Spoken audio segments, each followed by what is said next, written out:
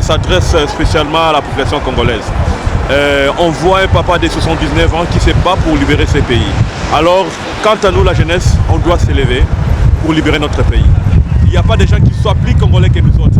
Si aujourd'hui on se dirige par quelqu'un qui n'est pas congolais et qui se permet de faire n'importe quoi, et nous, Congolais, nous sommes vraiment debout afin que nous puissions libérer notre pays.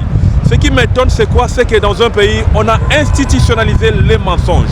On prend un mensonge et on a créé une cour suprême des mensonges, qu'on appelle soi-disant cour suprême de justice, pour cautionner les mensonges de Ngoï Mulunda et Saban. Voilà, nous disons, Kanambe doit partir. Le Congo appartient aux Congolais.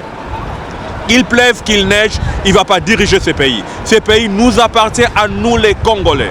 Nous sommes là pour passer un message à la communauté internationale. On a vu en Belgique ici, les gens sont morts et toute la Belgique s'est réveillée. Mais il y a des millions de Congolais qui sont morts, il n'y a personne qui en parle. Donc, il y a une politique de deux poids, deux mesures.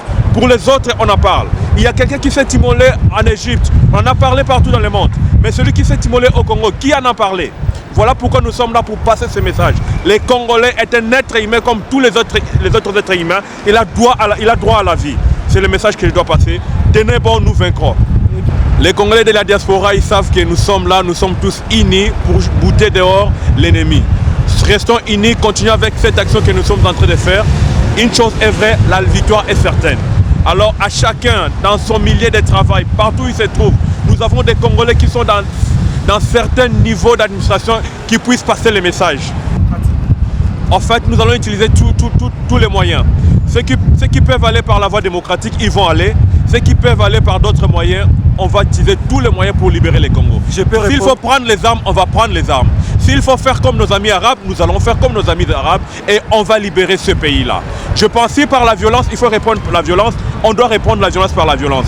Si par la démocratie, il faut répondre la démocratie, on doit répondre par la paix. On doit utiliser tous les moyens pour libérer les pays. Je pense que le président avait déjà donné un mot d'ordre. Ce n'est pas à lui de donner seulement les mots d'ordre. C'est le problème des Congolais. Nous devons libérer notre pays. On ne doit pas attendre que le président dise quelque chose. Il a déjà dit, il a déjà fait. Il s'est déjà proclamé président comme nous l'avons confié ce mandat. Maintenant, c'est à nous, peuple congolais, de prendre notre destinée en main. Qu'il soit là ou pas là, vivant ou mort, le Congo sera libéré et ne sera plus dirigé par ces messieurs qui s'appellent Kanambe. Il doit rentrer chez eux. Je vous remercie. Je vais saluer expressement nos frères, nos sœurs qui sont acquis actuellement. Je sais qu'ils traversent des moments très difficiles, mais ils sont très forts.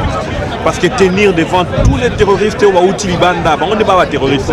Parce qu'il y a quelqu'un qui a défini les mots terroristes français Kalongo. On a évité ceux qui, de toutes les façons, on a eu peine. Parce que tu sais ce qui s'est passé.